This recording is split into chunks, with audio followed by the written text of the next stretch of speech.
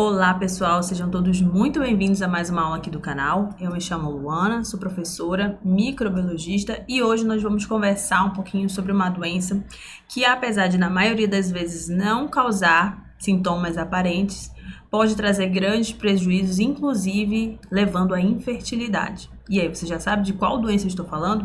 Se você não sabe, fica aqui comigo para você aprender um pouquinho mais sobre a clamídia. Bora lá? Como eu falei anteriormente, essa doença é uma doença bastante... não chega a ser doença, né? Vamos tratar as coisas como são. Ela é chamada de uma infecção sexualmente transmissível, tá? Então, deixa eu só colocar aqui na apresentação para a gente conversar e colocar também o apontador. Pronto. Então, o nome dessa doença que eu fiz aquela apresentação toda agora há pouco é clamídia. A clamídia, devido às suas características ali... na maioria das vezes, a pessoa que está com a bactéria não apresentar sintomas, ela é considerada, ela é chamada, digamos assim, ou conhecida como a doença silenciosa. Então, é sobre ela que nós vamos falar hoje. Então, para quem não sabe, a clamídia, ela é uma infecção sexualmente transmissível, tá? É uma IST, causada por uma bactéria chamada Chlamydia trachomatis, tá? Então, a gente vai ver mais lá na frente que essa clamídia, ela tem vários sorotipos, né? Digamos assim. E, dependendo de qual seja o sorotipo, ela vai estar causando algum tipo de infecção em diferentes partes do corpo, ok? Então, nessa aula de hoje, a gente vai explorar um pouco dos sintomas aqui da clamídia, quando eles são apresentados, tá? Porque nem sempre ela vai ter essas manifestações, ou seja, vai estar realmente como uma infecção e não como uma doença. A forma de diagnóstico e o tratamento associado, tratamento e prevenção voltado aí para essa doença. Tá? Então, vamos fazer algumas considerações ali sobre a clamídia, né? Chlamydia trachomatis. Então, como eu falei anteriormente, a clamídia trachomatis, que tem essa sigla que eu coloquei para ficar mais fácil, né? Mais limpo aí o slide, ela possui vários sorovários, né? Que vão causar diferentes tipos de patologia. Então, é a mesma espécie, no entanto, ela possui ali algumas diferenças em relação à sua morfologia, que vai resultar ali numa resposta imunológica um pouco diferente no hospedeiro, portanto, ela é classificada em sorovários, tá? Então, o tipo A, B e C da Chlamydia trachomatis estão associados a infecções oculares, que são conhecidas como tracoma.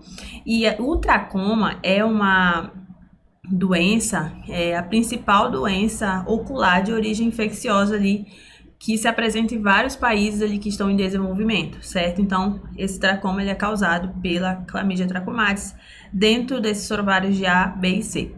Já os tipos, né, D até a letra K, eles vão causar as ISTs comuns. Quais seriam? A cervicite nas mulheres, por exemplo, e a uretrite não gonocócica nos homens, tá? Então, a pessoa se infecta com essa bactéria. Com o passar do tempo, ela pode desenvolver não só, né? No caso das mulheres, não é só cervicite, né? Existem outros. Eu tô dando apenas um exemplo aqui para vocês associarem com esses sorovários, ok? E o tipo L1 e L2 da Chlamydia trachomatis está associada ao desenvolvimento do linfogranuloma venéreo. É uma outra apresentação, tá? Você já tem ali uma manifestação diferente de sintomas, de sinais também, como o aumento, né, dos linfonodos da região ali da virilha, certo? Então, é uma apresentação diferenciada, ok? Então, a infecção por Chlamydia trachomatis, quando não tratada, ela pode trazer várias complicações, não só para as mulheres, mas também para os homens, tá? Então, no caso dos homens, há uma possibilidade, obviamente, de a gente estar falando de uma infecção não tratada. Então, um homem que está com a clamídia, ele pode desenvolver ou uretrite, que é a inflamação ali no canal uretral, ou a prostatite crônica, né, que já é uma inflamação ali na próstata, ok? Já nas mulheres, existe uma repercussão tão ruim quanto aquela que é observada nos homens. Então, você tem ali, no caso das mulheres, a possibilidade de ocorrer uretrites, a doença inflamatória pélvica, que a gente conhece como a sigla DIP, ok? as aderências, que são cicatrizes na região pélvica, e a questão mais, eu digo assim, eu acho que a mais difícil é a questão do envolvimento relacionado à infertilidade. Então, esse processo inflamatório na região reprodutiva da mulher pode levar à questão da infertilidade, ou, né, quando ocorre a fecundação, ela pode evoluir para um aborto, certo? Ou, no caso, quando essa gestação consegue avançar, haver uma ruptura prematura ali das membranas, ok? Então, é realmente uma bactéria que precisa ser estudada, precisa ser falada, quais as complicações que podem existir a partir da infecção causada por ela. Então, como eu falei anteriormente, o termo clamídia é o nome dado a essa infecção causada por essa bactéria, e ela é transmitida principalmente por contato sexual desprotegido, ou seja, a pessoa mantém relação sexual sem o uso do preservativo. Tá? Então, lembrando que o preservativo ele não protege só da clamídia, ele protege das outras infecções sexualmente transmissíveis.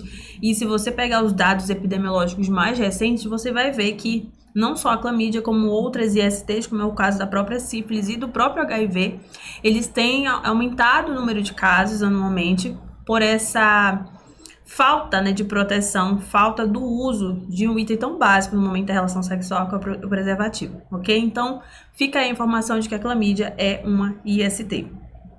Em relação à bactéria propriamente dita, tá? Então, ela é uma bactéria bem diferente, ok? Primeiramente porque, diferente das outras que eu já apresentei aqui, se você não assistiu, existe uma playlist só com as doenças causadas por bactérias. A clamídia ela é uma bactéria que a gente chama diz que ela é intracelular obrigatória, ou seja, ela fora da célula do hospedeiro, ela não consegue desenvolver ali o seu metabolismo, né? Então, quando você vai estudar a fisiologia da clamídia, a literatura mostra que existem alguns intermediários importantes no ciclo ali da produção de ATP, então ela sozinha não consegue, por esse motivo ela precisa parasitar uma célula ali do hospedeiro para que o seu processo metabólico possa acontecer de maneira eficiente, tá? Então ela pode afetar não só os órgãos sexuais, os órgãos genitais, mas também os olhos, especialmente quando há essa autocontaminação, tá? A pessoa manipulando ali a sua região genital, lembrando que no caso da clamídia, há a liberação de muco, certo? De substância, né? De substâncias contendo as estruturas infecciosas da clamídia. Então, se não houver essa higienização, ela pode se autocontaminar, né, levando essa bactéria da região genital para os olhos, ok? E aí, pode haver o desenvolvimento de outras formas de clamídia, tá? Então, de maneira bem simplificada, eu achei assim, essa imagem bem interessante para a gente explicar um pouquinho do ciclo dessa bactéria. Então, inicialmente, a clamídia, ela possui duas apresentações em relação aos tipos de células, ok? Então, no seu ciclo, você vai ter a formação de corpos elementares, que é a clamídia na sua forma infecciosa, ou seja, ela que se adere ali às células epiteliais e consegue entrar na célula da bactéria. E a partir do momento que ela entra, na célula da bactéria não, na célula do hospedeiro. E a partir do momento que ela entra, né, que a bactéria entra na célula do hospedeiro, ela modifica a sua estrutura de corpo elementar para corpo reticulado, certo? Então, aqui nós temos, né, de maneira simplificada, um sistema reprodutor feminino, dando destaque para as células epiteliais daquela região, e aqui embaixo uma célula infectada ali com a clamídia, tá? Então, fazendo essa ampliação, você tem aqui em cinza justamente a representação dos corpos elementares, que é a forma da clamídia que é infecciosa, ou seja, ela que consegue chegar ali na membrana da célula epitelial e consegue entrar na célula, ok? Então, a partir do momento que ela entra na célula do hospedeiro, ela se transforma, ela modifica a sua estrutura para corpos reticulados, tá? Então, que é essa bolinha exemplificada por essa bolinha preta. E aí, sim, esses corpos reticulados é que vão sofrer os processos de divisão, né? Divisão binária, ela vai aumentar o seu número de partículas ali, número de células dentro da célula do hospedeiro, até chegar um momento em que é necessário, aquela célula já não é mais capaz de conter todos aqueles corpos reticulados.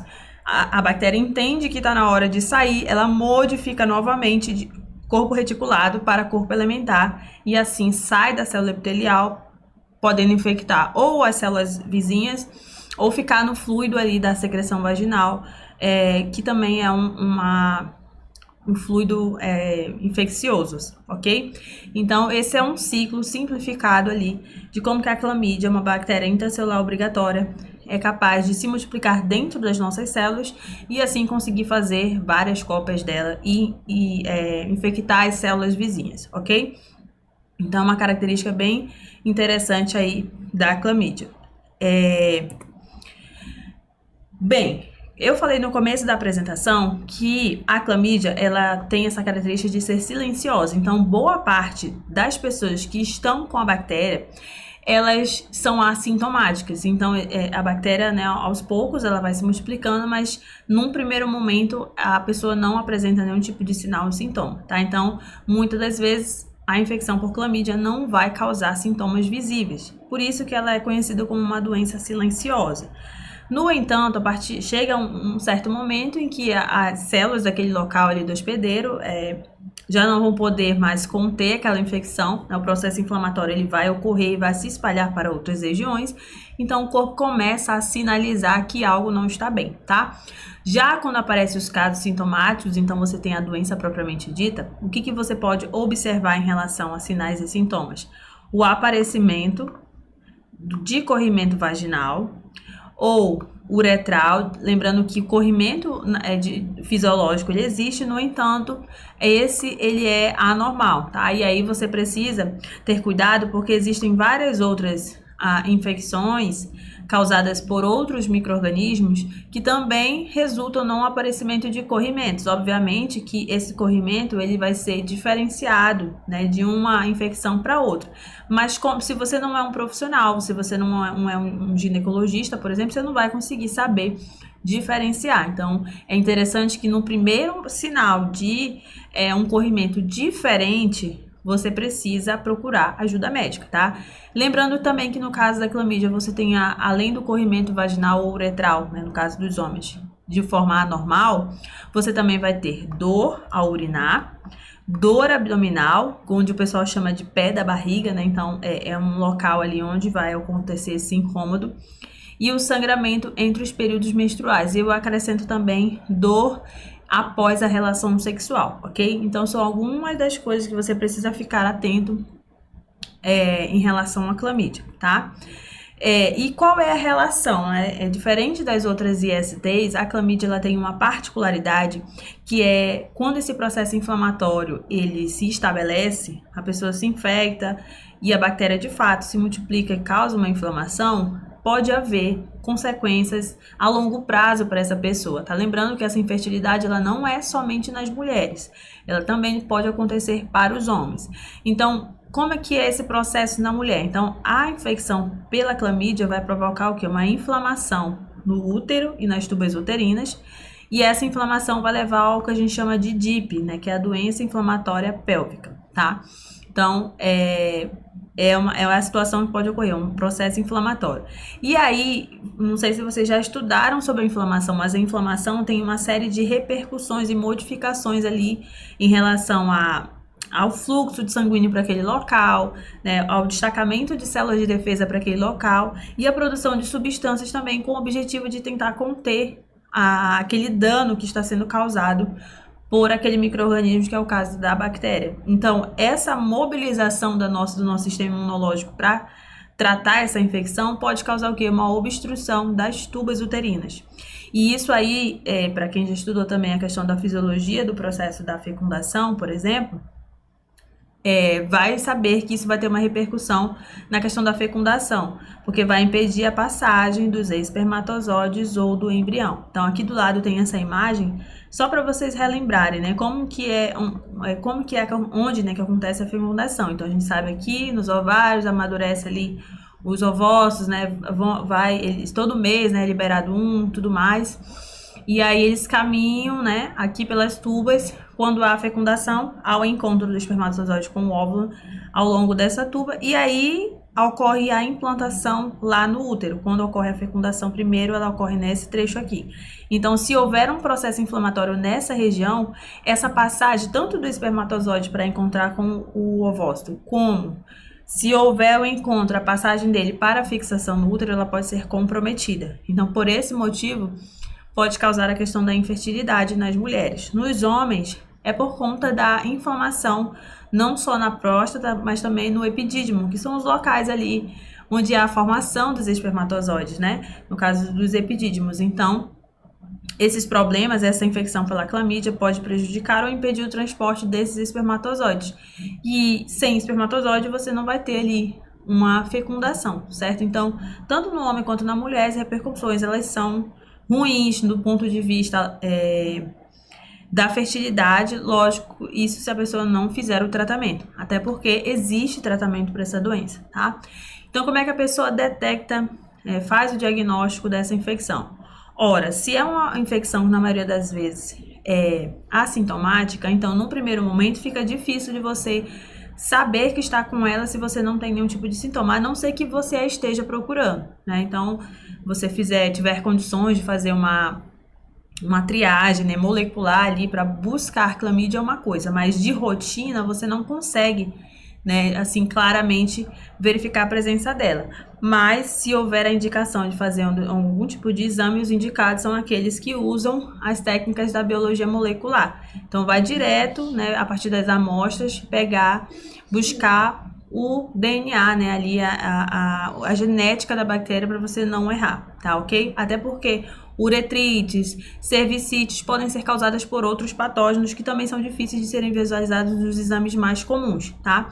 Então, para ser mais assertivo, a biologia molecular é a melhor opção. E quais são as amostras utilizadas? Então, inicialmente se pode utilizar a urina, os raspados a partir da coleta, que se faz no canal uretral, no caso dos homens, tá? Suaves cervicais, no caso das mulheres, e suaves retais, porque no caso linfogranuloma venéreo, né, aquela clamídia trachomatis, ela está mais associada aí com infecções nessa região, certo? E qual a importância disso tudo, né? Por que a gente precisa caçar essa clamídia? Porque você tem uma repercussão muito ruim, que é a infertilidade. Então, a partir do momento em que você se propõe a fazer um diagnóstico assertivo, o tratamento também vai ser assertivo e você evita complicações graves, né? Como a infertilidade, que eu julgo ser o mais alto grau ali de consequência negativa, né?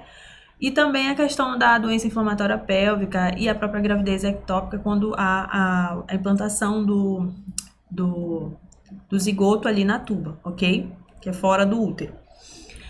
Tratamento. Então, assim, ainda bem, né, que apesar de ser uma doença, uma infecção com repercussões ruins, mas se diagnosticada da maneira correta e tratada da maneira correta, ela tem cura, tá?